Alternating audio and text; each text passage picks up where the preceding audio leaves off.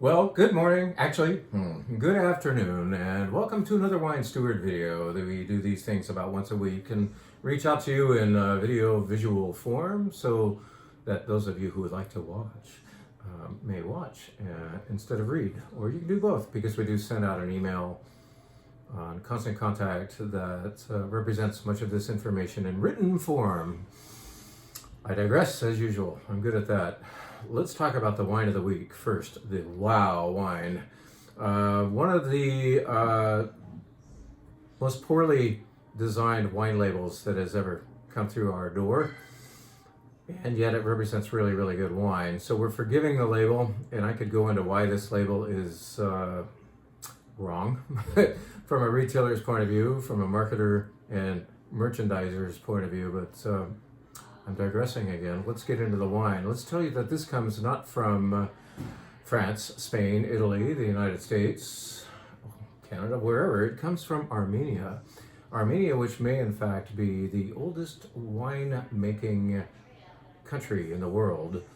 Georgia, right next door, would argue.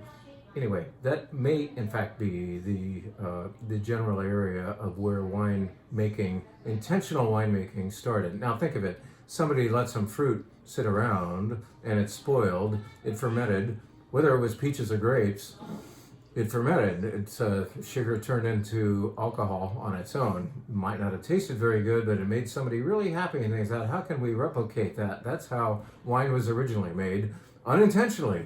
Well, wine is intentionally made here in Armenia and has been for many, many thousands of years, perhaps 6,000 or 8,000 years, I can't remember. And I can't remember back that far. This is the Areni grape from Armenia. This is grown near the base of Mount Ararat, where Noah apparently landed his ark at the top of that mountain and came downhill, down mountain, and planted a vineyard. That's biblical. It's in there. He did, in fact, farm vines here. Well, in fact, if you believe the story, and that's up to you, he farmed here and made wine and got naked too. That was a weird little extra part in the book of Genesis about Noah. Point is, winemaking's happened here for so long that Noah might have had something to do with it. And now here we are, current day, with a bottle that's interesting looking. I'll stop beating up on the label and just show you this wine, which maybe you can tell is not black. It's about the color of a Pinot Noir. I like it in this glass because at 12% alcohol, it's not big in body, but it is big in scent. This is very, very wonderfully fragrant. And there's some savage things happening here. There's some meat and pepper along with the fruit. It's very perfumey. Once again, at 12% alcohol, you can enjoy a whole glass. And I want to talk today, right now, and a little later when I talk about another wine, about enjoying whole glasses of wine. I have a point, but I will tell you that you will fully understand this wine by the glass, maybe not by the sip, but that's the point, actually. In volume, with a good meal, of course, alongside your glass, a wine makes sense in volume. Commit to a whole glass. Up at our wine bar, of course, we're offering flights all the time. Little 2-ounce, well, they're not little, but they're 2-ounce pours of this and this and this and this. And when you go from this to that and back to this and send your palate on a roller coaster ride, I have a feeling not every, if not any wine in that lineup, in that tasting flight, gets to have its full say. Go for volume.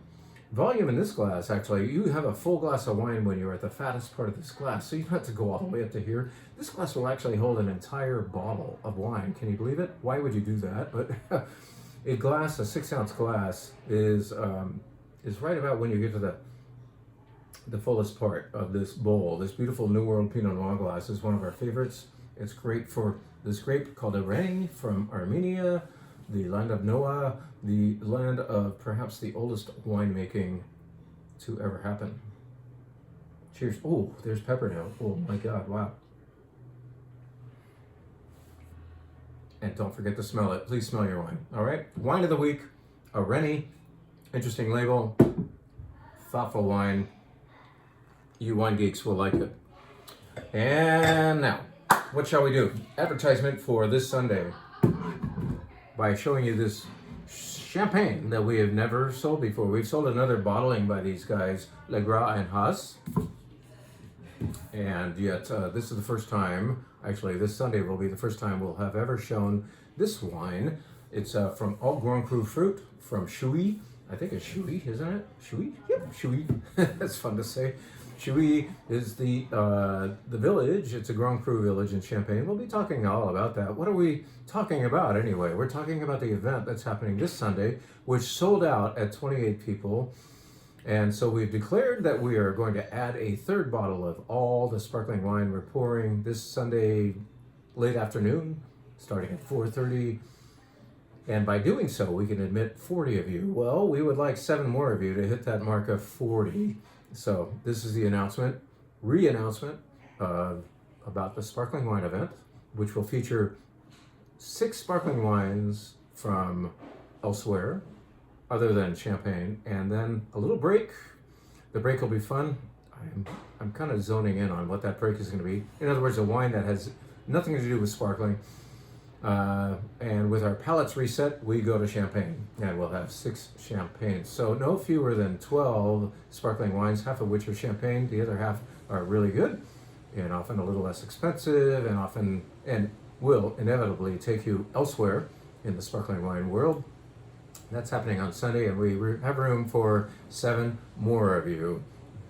You've been told more than once. This is the last time I'm going to tell you. Bubbles are coming. Bubbles, bubbles, bubbles. Let's talk quickly about a wine that's going to go to our World Class Wine Club this month. Your wine club wines will be ready to pick up, I believe, sometime next week. But in the meantime, I'm very excited about a wine that I'm going to enjoy writing the notes about. This is a wine made of the grape called Pelle Verga. Pelle Verga. It's grown in Piemonte, Italy. Piemonte, where is that? That's in northeast Italy. Piemonte is very, very famous, especially for growing the Nebbiolo grape. And when the Nebbiolo grape is at its most famous, it is grown within 2 zones or subregions of Piemonte. One is called Barbaresco, and the other is called Barolo. They're both very famous, they're both beautiful, they're both fairly expensive, and they tend to be very ageable wines, beautiful food-oriented wines, really lovely expressions of Nebbiolo. Well, Piemonte, zero in on Barolo, will you? And then let's go to one little commune within Barolo. There's several, and this one is called Verduno, and almost all of the Pelle Verga grown in the entire world is grown in and around Verduno. Verduno is at the northern part of Barolo. Yes, these guys and their neighbors grow lots of Nebbiolo in order to make a wine that they can call Barolo. But they also grow this lesser-known grape called Pelle Verga. Pelle Verga is, like I said, grown exclusively there, and it even has its own little appellation now. So it's Verduno Pelle Verga DOC. Denominazione di origine controllata. Sorry, I'll go to Italy later this year and practice. I can do the Spain thing really well, but anyway, it's a DOC, all right? This is Pelle Verga, very delicate in color, very fragrant, not unlike the effect of the Areni we just had. And it's going to the World Class Club as a great wine, but as also a lesson to say that great wine does not have to be black in color and huge in body. If you smell your wine, you will detect a great wine in a smaller, let's say, package, and that happens here with this Ascari Verduno location, Pelle Verga grape within Barolo. Pretty cool. Father's Day is coming up. I think it's 2 Sundays from now. I'm not sure. A father isn't really supposed to remember when Father's Day is happening. He's supposed to be reminded by the gift of a bourbon. Well, this is bourbon and Armagnac. How cool is that? This is a producer. This guy used to make a very, very famous and expensive bourbon. Whistle Pig.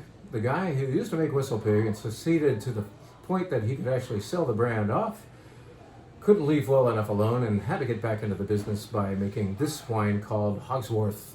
Not Hogwarts, Hogsworth. And this is a strange and beautiful and delicious and very soft and comfy coming together of American bourbon and Armagnac from the south of France. How cool is that? So something that's unique that Dad will certainly love because he loves bourbon already, but you're going to be giving him something that maybe he hasn't heard of. And come on, there's a pig on the label. And why not put something on the label that is slightly less better looking than your father? I mean, this will make your father's self-esteem just rise like crazy by being gifted something with a pig on the label. I don't know why. I don't know. This is really good. I'm just pointing it out. Many of you have already bought it. We've had a nice, successful program with this product.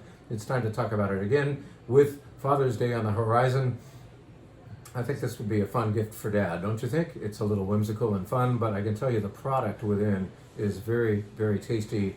And unlike some bourbons, less aggressive on the attack. It's not as sharp. It's more mellow. Just like a very mellow-looking pig there. Now, what should we tell you? How about this? A commercial for the fact that, yes, we sell very good cheese.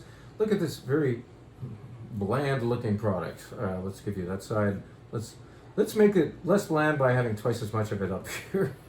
I mean, I couldn't really make this look good for you, but I can tell you this is delicious. I was recently in Seattle, once again, enjoyed a weekend up there. And walking around the Pike Place Market inevitably takes you down the sidewalk right right by the window where cheese is being produced, and that would be Beecher's, yeah, Beemster? God, no, it's Beecher's. It's Beecher's. I'm drawing a blank. Here we go. Glasses on. It's Beecher's, I'm sure. Here we go. Confirming.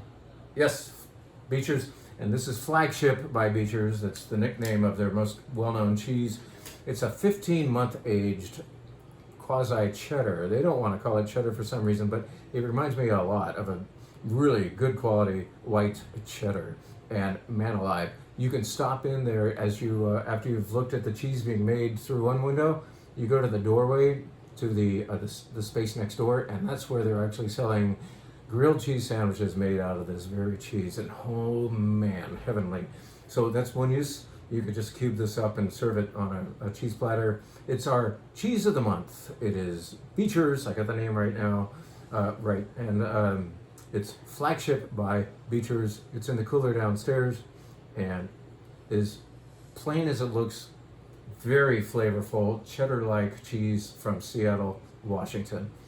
If you forgot to stop by there when you're at the Pike Place Market, if you're lucky enough to be in the correct terminal over at SeaTech on your way out, you can in fact visit a Beecher's cafe there at the airport, and it'll be your last chance to have the grilled cheese sandwich made with this gorgeous cheese, unless you just go home and make it yourself with the product we're selling here.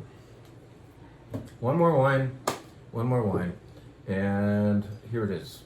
This Rioja I just got here. Rioja, I should say. This is from a producer who's not small, but everything they make is dependable. We recently did a Spanish walk-around event with many, of course, Spanish wines, including 3 from LAN, L-A-N. Kind of a curious name, but they are dependable. Everything they make is very good, and they have this wine at this price, this wine at that price, and so on. This one's kind of a medium. This is about $24.99, and it is a reserva, meaning it's aged a certain amount of time in barrel, and then even longer, once bottled, in the winery. The winery doesn't let it out until later. This 2017, therefore, is their current release. It just came to us. Last year we were selling the 16. That's the cool thing about Rioja. They age the wine for us and don't really charge us an upcharge or a surcharge. They don't charge us rent. And that's one reason for liking Rioja. I think it appeals to a lot of you because the oak signature is present, very present. American and French both used here, I believe. But Tempranillo is one of those grapes out there that by itself is kind of like mono. It doesn't have too many things to say. Yes, it's good, but the remark is short with Tempranillo. So the enhancement of oak is actually a good thing for this particular grape. Spain's famous grape, Spain's most noble grape, one might say. Noble in that it's ageable. You could, in fact, hold this wine for another 5 years. It's eminently drinkable now. Very smooth. Give it some air. enjoy that oak, and then witness the plum, tobacco, leather, whips and chains. No, there's none of that in there.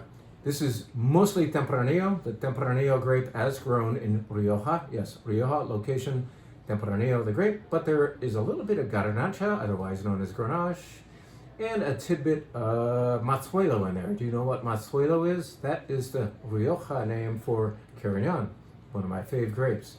Not my fave grape for a varietal bottling necessarily, but I love what it does to a mixture, a blend, and it helps a lot here for structure.